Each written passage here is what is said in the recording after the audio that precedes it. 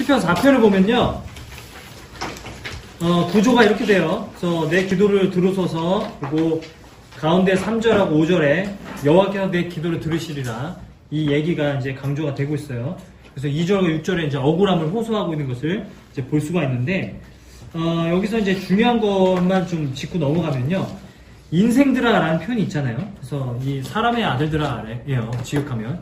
사람들아, 어느 때까지 나의 영광을 바꾸어 욕되게 하고, 헛된 일을 좋아하고 거짓을 구하려 하는가. 그러니까 지금 다윗은 어떤 상황에 있냐면, 거짓 모함을 당하고 있습니다. 거짓 모함을 당하고 있는 상황이에요. 그리고 6절에 보면 여러 사람의 말이 우리에게 선을 보일 자 누구냐 하오니 여호와여 주의 얼굴을 들어 우리에게 비추소서. 그러니까 당신은 과연 선한가?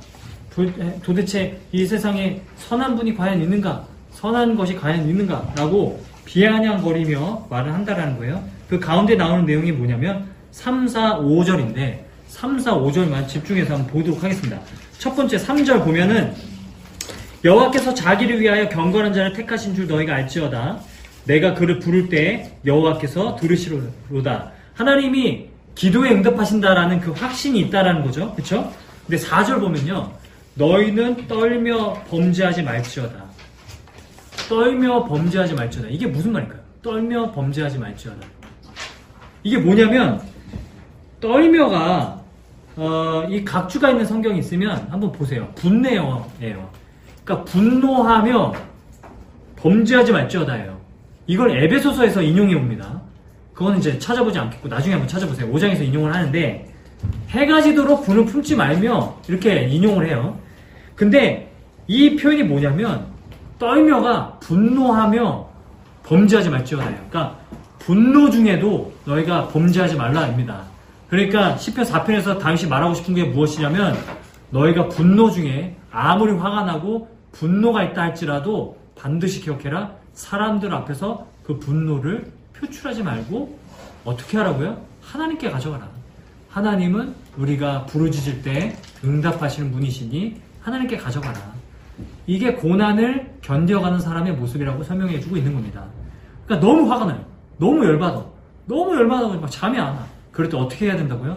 분노를 표출하려고 하지 말고 분노를 하나님께 가져가서 하나님께 아뢰라 라는 것을 얘기하는 거죠.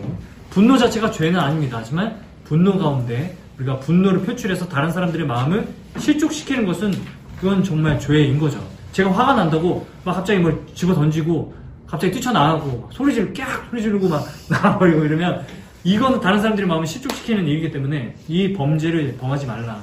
하지만 분노가 있는 것 자체는 죄가 아니라고 얘기하는 거죠. 분노를 잘 표현할 필요가, 잘 해소할 필요가 있다라고 얘기하는 겁니다.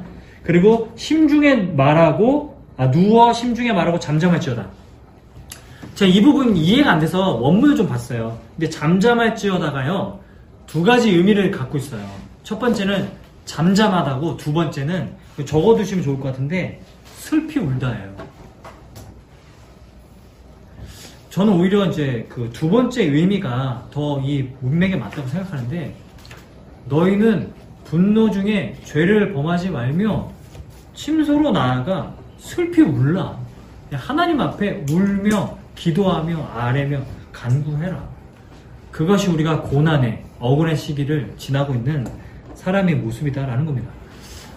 우리가 악을 악으로 갚지 말고 악을 선으로 갚으라는 말씀의 의미도 이런 거라고 볼 수 있어요.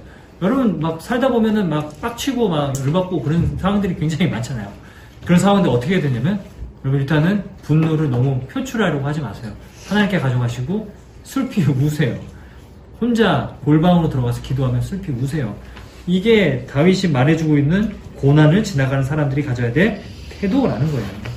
자, 그래서 7절에 보면 주께서 마음에 두신 기쁨은 그들의 곡식과 새 포도주가 풍성할 때보다 더하다. 곡식과 포도주는요 풍요로움을 가리켜요. 우리 인생의 풍요로울 때보다 하나님이 내 마음에 주시는 기쁨이 더 크고 풍족합니다 라고 말씀하고 있는 거죠. 그래서 8절 내가 평안히 눕고 자기도 하니 왜 갑자기 잔다는 거지? 이제 마음이 편해져서 잠이 오는 건가? 이렇게 생각할 수 있겠지만 3편부터 6편까지는 자고 일어나는 그러한 패턴들이 등장하기 때문에 그래서 자는 얘기가 나온 거고 잔다라는 거는 지금 대적들이 주변에 둘러싸여 있는 상황에서 잠을 잘 수 있다는 것은 이것은 하나님을 정말 신뢰한다라는 마음의 심경의 변화가 일어났다는 것을 볼 수가 있는 거죠. 기도하는 가운데 우리의 이러한 심경의 변화가 일어난 것이 하나님이 우리의 기도에 응답하시는 방법이라는 거예요. 그래서 4장 8절 우리 아기들이 그 소윤이, 건민이, 소민이가 항상 잘 때 이 말씀을 외우더라고요. 유아부에서 가르치나 봐요. 암송하라고.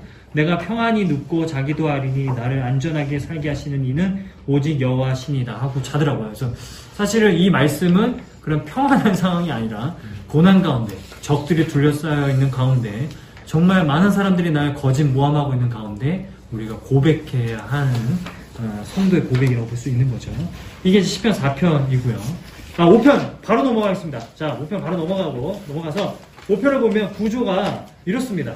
간구에 따른 이유, 또 그거에 따른 이유, 그거에 따른 이유. 이렇게 구조가 되어져 있어요. 나의 심정을 헤아려 주셔서, 왜냐하면 주는 악을 미워하시지 않습니까? 간구, 내 길을 인도하여 주옵소서. 왜냐하면 내가 악인의 유혹에 넘어가지 않도록 내 길을 인도하소서. 또 간구, 악한 자들을 정죄하소서. 왜냐하면 주께서 나의 방패가 되시기 때문입니다. 라고 얘기하는 거예요. 그래서 2절에 보면은 이제 나의 왕, 나의 하나님이여 라고 얘기하는데, 이 표현이 시편에 이제 처음 나옵니다. 나의 왕, 나의 하나님이여. 이 표현은 이제 하나님의 통치, 이런 것들을 인정하고 고백하는 내용이라고 보시면 될 것 같아요. 그리고 3절에 보면 여호와여, 아침에 주께서 나의 소리를 들으시리니 아침에 내가 주께 기도하고 바라나이다. 왜 갑자기 또 아침이지? 자고 일어났으니까요. 계속 3편부터 6편까지는 자고 일어나고를 지금 반복하고 있는 내용이기 때문에 아침을 얘기하고 있는 겁니다. 고난이 계속 이어지고 있지만 계속 뭘 하고 있습니까? 하나님께 아뢰고 하나님의 선하심을 이해하려고 노력하고 있다는 거죠. 자, 넘어갑시다. 그래서 9절 보면 9절만 좀 설명을 드리면 될 것 같은데, 그들의 입에 신실함이 없다는 것은 그들이 하는 말에 일관성이 없다는 거예요. 항상 악한 자들의 말은 일관성이 없습니다. 왜냐하면 자기가 중심이니까요. 자기가 기준이니까요. 일관성이 없을 수밖에 없죠. 우리도 일관성을 가지며 살아갈 수 있는 방법은 한 가지밖에 없습니다. 절대 변하지 않는 말씀에 기초해서 근거해서 살아갈 수 있을 때만 일관성을 가지고 살아가게 되는 거죠. 하지만 내가 기준이고 내가 중심이 된다면 나는 일관성도 잃어버리게 되는 거죠. 그들은 실실함이 없다라는 거예요. 그리고 그들의 심이 악하며 마음이 악하다는 거예요. 부패하였고 썩어져 있다라는 겁니다. 그들의 목구멍은 열린 무덤 같고 그들의 혀로는 아첨합니다. 갑자기 목구멍 얘기가 왜 나오냐면요, 이 히브리어 단어로 읽으면 그 음이 비슷합니다. 비슷한 음을 가지고 음유를 맞추기 위해서, 그리고 어떤 느낌을 맞추기 위해서 이런 단어들을 사용하고 있는 건데, 그들의 목구멍은 하는 말들은 다 열린 무덤과 같다라는 거예요. 열린 무덤이 뭐겠어요? 안에 시체가 썩고 있는데 무덤이 열려 있다라는 겁니다. 그거는 그들이 악한 말을 내뱉는 이유가 뭐예요? 그들의 마음이 부패하고 썩어져 있기 때문에 그들의 말은 다 악한 말들이 나오게 된다라는 거다. 그들의 혀로는 아첨합니다. 그들의 마음이 부패하기 때문에 아첨하고 있습니다. 라고 얘기하는 거죠.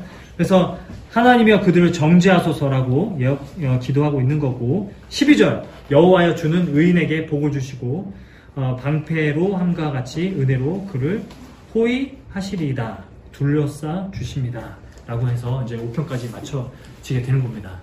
그래서 이제 이렇게 1편부터 5편까지 좀 나눴는데, 혹시 4편하고 5편에서 질문 있으시면 한두 가지만 좀 받고 마무리를 하도록 하죠. 그 4편 보면 네. 떨다는 말이 분노한다는 말이라고 하셨는데, 네. 10편 2장의 11절 보면은 떨며 즐거워한다고 했거든요. 여호와를 경외함으로 네. 떨며 즐거워한다고 했는데, 여기서의 떨며는 그러면 네. 같은 분노는 아닐 것 같은데 여기는 그쵸. 이제 히브리어로 보면 이제 다른 단어예요. 근데 이제 한글로는 이제 번역을 같이 했기 때문에 충분히 그런 이제 오해를 할 수가 있겠는데, 만약에 4장 4절을 그냥 떨며로 봐도 전혀 손색이 없습니다. 만약에 이게 문제가 되면 이게 바뀌어야 되겠죠? 그러니까 떨며가 그냥 떤다라고 본다면 어떻게 이해할 수 있냐면, 너희는 하나님을 경외하며 범죄하지 말지어다 라고 번역할 수 있겠죠. 하나님을 더 두려워하며 범죄하지 말지어다, 이렇게 번역을 할 수가 있겠다라고 생각을 해요. 근데 히브리어 단어에는 두 가지 의미가 있는데, 분노하다 이런 뜻이 있기 때문에 분노하는 중에도 죄를 짓지 말라 이렇게도 번역이 될 수 있어서 에베소서 5장에서 이걸 인용해 오면서 해가 지도록 돈을 품지 말며 마귀에게 틈을 주지 말라라는 말씀으로 인용하고 있다는 것까지 제가 설명을 드린 거예요. 자, 그렇게 해보시죠. 그러면 2장 11절에서의 떨면은 그 경외함으로 약간 두려워하는, 네, 두려워하는 두려워하면서 것을, 즐거워하는 네, 걸로. 그쵸. 봐야겠죠. 하나님을 경외하고 두려워하며 즐거워할지어다. 사실 굉장히 두려워하며 즐거워한다는 게 말이 안 돼요. 하지만 이게 경외함이라고 한다면 충분히 이해할 수가 있겠죠. 우리가 하나님을 두려워합니다. 하지만 동시에 즐거워합니다. 왜냐하면 그분이 최종 권위를 갖고 계신 분이기 때문에 우리는 즐거워하면서 또한 두려워할 수 있게 되는 거죠. 그렇게 이제 대답을 하면 될 것 같고. 네. 그리고 또 5장의 11절 보면 네. 왜 주의 이름으로 사랑하는 자라고 했는지가 궁금하대요. 그러니까 그냥 주를 사랑한다고 하지 않고 굳이 주의 이름을 사랑하는 자라고 한 이유가 궁금하다고. 일단은 주의 이름에 대한 이야기가 이제 뒤에서부터 나옵니다. 그러니까 시편을 전개해가는 특징 중에 하나도요, 어떠한 단어를 이제 사용하고 그 단어의 의미를 점층적으로 설명해가요. 그래서 나중에 보면 주의 이름을 높이고, 내가 아침에 주님의 이름을, 그분의 이름을 내가 찬양하며, 그래서 이제 주의 이름을 뒤에서 계속 찬양을 하게 되거든요. 이름이 갖고 있는 이제 의미는 이제 어떤 하나님의 어떤 명예로움이나 그리고 그분의 인격이나 이런 것들을 담고 있는 것이기 때문에 그냥 단순히 주를 사랑한다라고 하기보다는 주의 이름을 사랑한다고 해서 그분의 인격적인 부분을 더 강조한다라고 이제 볼 수도 있겠죠. 그렇게 이제 이해를 해주시면 될 것 같아요. 저요. 네. 전 4편 네. 3절에 경건한 자라고 말을 하는데 이게 다윗을 의미하는 걸까요? 경건한 자가 네. 다윗을 가리키기도 하겠는데, 1차적으로는 다윗을 가리키기도 하겠는데, 여기서 경건한 자가 히브리어로 보니까 이제 이 헤세드를 경험하는 자, 이런 뜻을 가져요. 경건한 자가. 그냥 우리가 생각하는 경건한 자는 말씀 잘 읽고 뭐 이렇게 경건하게 생활하는 사람을 가리키는데, 여기서 경건함의 깊은 의미는 무엇이냐면 헤세드를 경험한 자예요. 사실은 우리가 어떻게 경건해질 수 있을까요? 우리가 어떻게 경건하게 살아갈 수 있을까요? 우리 노력으로 안 되죠. 우리 노력으로 그렇게 됐다면 우리는 다 경건하게 살아갈 수 있어야 하죠. 우리가 경건하게 살아갈 수 있는 이유는 무엇이냐면 우리는 그 하나님의 사랑을 경험했기 때문에 가능한 겁니다. 그래서 시편은 이걸 얘기해요. 헤세드를 경험하는 것이 하나님을 깊이 알고 하나님과 친밀함을 누리는 것이 고난의 때를 지나가는 방법이라고 말씀을 하고 있다는 거죠. 그렇게 보면 될 것 같아요. 그럼 그 앞에 나의 영광도 네. 헤세드를 의미하는 거예요? 나의 영광을 바꾸어. 그러니까 앞에 인생들아 어느 때까지 나의 영광을 바꾸어 욕되게 하며 헛된 일을 좋아하고 거짓을 구하려 하는가. 이 문장만 보면요, 영광을 바꾸어 욕되게 하고 헛된 일을 하고 거짓을 구한다. 영광을 바꾼다. 근데 나의 영광을 바꾼다. 그러니까 나의 영광이라 함은 다윗의 정황에서 보면 다윗이 갖고 있었던 왕위, 왕권 이런 것들을 욕으로 바꾸고 수치와 모함으로 바꾸고 있다라고 해석이 되어져 있고, 우리의 삶에 적용을 시켜본다면 영광을 바꾼다는 것은 내가 하나님과의 친밀함 또는 내 삶의 평화로움, 1편에 나오는 복, 형통함을 너희가 욕으로 바꾸고 수치로 바꾸고 있다. 그렇게 이제 이해를 할 수도 있겠죠. 네. 그렇게 됩니다. 그래서 시편 이제 1편부터 5편까지를 좀 정리를 하면 이렇습니다. 시편 1권이 말하고자 하는 것은 이것인데, 우리가 고난의 때를 말씀으로 싸워가며 헤쳐가야 한다는 것을 계속 강조하고 있어요. 또 한 가지 이걸 기억해 주세요. 시편 1권은 이거를 말해주고 싶은 건데, 우리에게 뭘 가르쳐 주냐면요, 어떻게든 우리의 상황을 이해해 보려고 노력하라는 거예요. 하나님의 선하심에 빗대어서 우리의 상황을 이해해 보려고 노력하는 몸부림이 시편 1권에 녹아져 있습니다. 사실 고난이 닥치면요, 이해가 안 돼요. 하지만 그것을 하나님의 선하심에 빗대어서 이해해 보려고 노력하는 거예요. 만약에 이제 잘 되던 일이 갑자기 안 됐어요. 아니면 어떤 관계들이 다 끊어졌어요. 아, 왜 이런 일이 일어났지? 그런데 하나님은 분명히 선하실 텐데 그렇다면 왜 이런 일을 허락하신 거지? 이렇게 몸부림치면서 어떻게든 내 현실을 신앙적으로 이해가려고 노력하는 이 몸부림이 시편 1권에 나타나는 메시지입니다. 그래서 시편 1권을 통해서 우리가 배울 수 있는 것은 우리의 어려운 현실들을, 상황들을 우리가 어떻게든 이해해 보려고 노력하고 그리고 어떻게든 하나님의 선하심을 붙들려고 몸부림치며 가는 것, 그것이 1권이 얘기하고 있는 거죠. 그래서 1권에서 가장 유명한 시편이 뭐예요? 시편 23편이죠. 여호와는 나의 목자시니 내게 부족함이 없으리로다.